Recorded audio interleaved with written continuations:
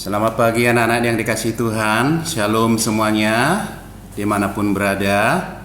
Kita bersyukur kalau kita hari ini ada sehat semua karena berkat anugerah Tuhan. Amin. Nah, pagi hari ini, hari Kamis tanggal 11 Februari 2021, kita akan mendengarkan renungan singkat. Biar kiranya renungan ini boleh memberkati kita, menjadi kekuatan buat kita. Sebelumnya kita siapkan hatinya dalam sikap berdoa. Kita berdoa dulu. Kita minta pimpinan Tuhan. Mari kita berdoa. Bapa di surga, terima kasih buat kebaikan Tuhan. Terima kasih Tuhan buat pemeliharaan-Mu Tuhan atas kehidupan kami. Kami mengucap syukur ya Tuhan, kalau kami ada sampai saat ini semua karena berkat-Mu Tuhan. Terima kasih ya Bapa. Sebentar kami akan mendengarkan renungan singkat. Kiranya Tuhan bukakan mata dan telinga rohani kami agar kami dapat mengerti dan memahami maksud dan rencana Tuhan dalam kehidupan kami. Dalam nama Tuhan Yesus kami sudah berdoa. Amin. Baik, anak-anak yang dikasihi Tuhan,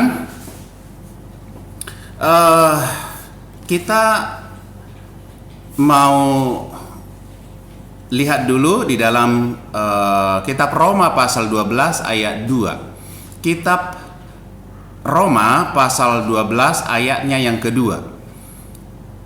Bapak akan bacakan.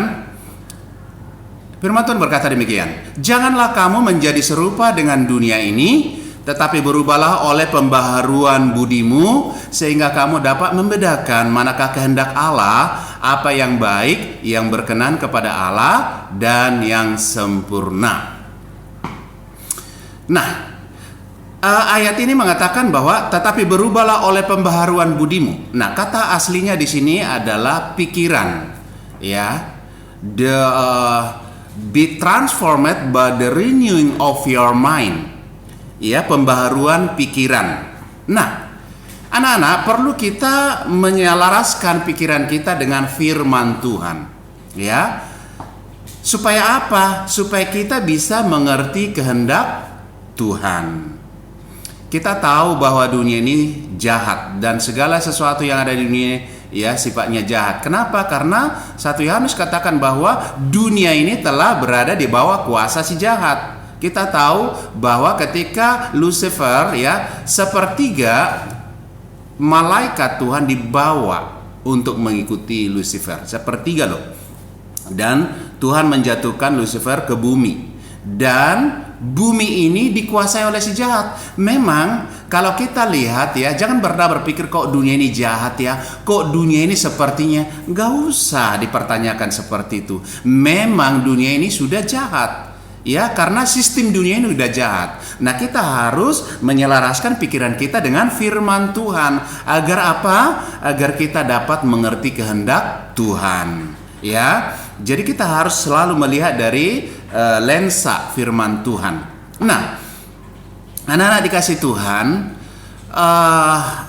di dalam pikiran manusia lah terjadi kancah peperangan. Di dalam pikiran kita inilah terjadi peperangan itu. Ya, ada orang yang tidak ada masalah sebenarnya, tiba-tiba dia kok murung, galau dan lain sebagainya. Itu ketika dia memikirkan hal yang tidak baik. Ya, nah pikiran kita ini sangat powerful. Artinya begini, ketika kita apa yang kita pikirkan itu sangat mempengaruhi perasaan kita. Nah, coba kita tes ya. Coba anak-anak, coba pikirkan jeruk. Ada jeruk nipis yang sangat asam, ya, jeruk nipis. Terus di depan anak-anak sekalian, ambil pisau, ya, itu potong itu jeruk nipis yang asam sekali. Terus taruh sebelahnya ke piring. Nah, yang sebelahnya itu peras, buka mulutmu, julurkan lidahmu, teteskan itu air asam itu. Coba rasakan. Nah, apa yang kalian rasakan? Mungkin air liur kalian keluar, gitu kan?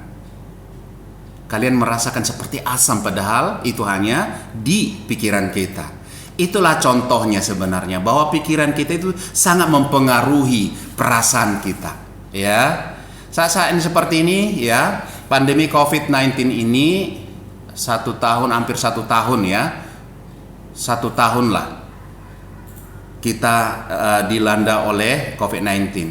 Mungkin kita bosan, mungkin kita stres di rumah. Aduh, banyak lagi tugas diberikan Bapak Ibu guru, nggak pernah keluar. Bapak bisa memahami anak-anak ya.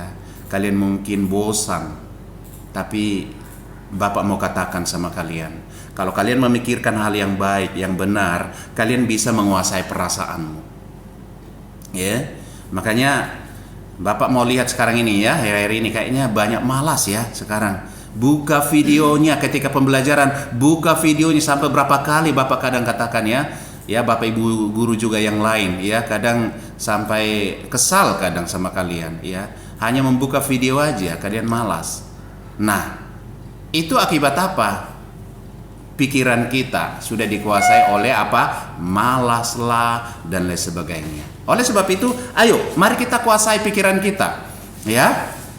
Pikiran kita itu memang ya harus kita kuasai. Kenapa? Di dalam 2 Korintus 10 ayat 5 katakan. 2 Korintus 10 ayat 5.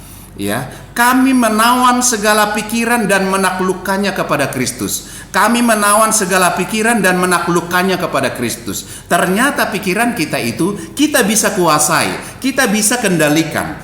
Ya. Jadi jangan pernah heran, wah kok pikiran saya sepertinya, pikiran saya kok ngaur dan memikirkan hal yang tidak baik. Nah, ingat, bisa kamu kuasai pikiranmu. Taklukkan pikiranmu, ya. Kamu yang punya pikiran, taklukkan. Jangan biarkan memikirkan hal-hal yang tidak baik. Jangan biarkan pikiranmu memikirkan hal yang tidak membangun. Ya. Pikirkan. Makanya di dalam Filipi pasal 4 ayat 8. Filipi pasal 4 ayat yang ke-8 dikatakan, hai saudara-saudaraku, pikirkan hal yang baik, yang benar, ya, yang suci, yang sedap didengar, patut dipuji. Pikirkanlah semuanya itu. Kenapa? Karena pikiran kita akan mempengaruhi perasaan kita, tindakan kita. Ketika kita melihat ya dengan kacamata yang hitam, pikiran kita dengan hal yang hitam, maka akan kelihatan hitam. Kalau kita melihat dengan kacamata yang kuning, ya, pikiran kita melihat yang kuning, maka kita akan melihat yang kuning. Oleh sebab itu anak-anak dikasih Tuhan, mari jangan kamu menjadi serupa dengan dunia ini, ya, tetapi berubahlah oleh pembaharuan budimu, oleh pembaharuan pikiran kita, sehingga kita dapat membedakan manakah kehendak Allah, apa yang baik, yang berkenan kepada Allah, dan yang sempurna. Selamat ya, buat anak-anak sekalian, tetap berada dalam Tuhan, berdoa kepada Tuhan, terus bangun kehidupanmu dan tetap jaga kesehatan. Itu saja renungan kita buat pagi hari ini. Kiranya firman Tuhan ini boleh membangkitkan semangat kita supaya kita bisa melihat, menatap, memandang tujuan kita ke depan. Karena apa? Rancangan Tuhan buat kita bukan rancangan kecelakaan, tapi rancangan ya yang penuh harapan, penuh damai sejahtera. Tuhan kiranya memberkati anak sekalian. Kita tutup dalam doa. Bapak, terima kasih. Kami mengucap syukur ya Bapak buat renungan singkat ini. Kiranya boleh memberkati anak didik kami dimanapun mereka berada. Jagai mereka ya Tuhan dari sakit penyakit. Tetap mereka Tuhan dalam kesehatan yang prima. Tuhan memberkati orang tua mereka ya Bapa yang tidak bekerja hari ini, tidak punya pekerjaan, diberikan Tuhan pekerjaan yang terbaik, sehingga itu menjadi sarana Tuhan memberkati mereka. Dalam nama Tuhan Yesus, haleluya, amin.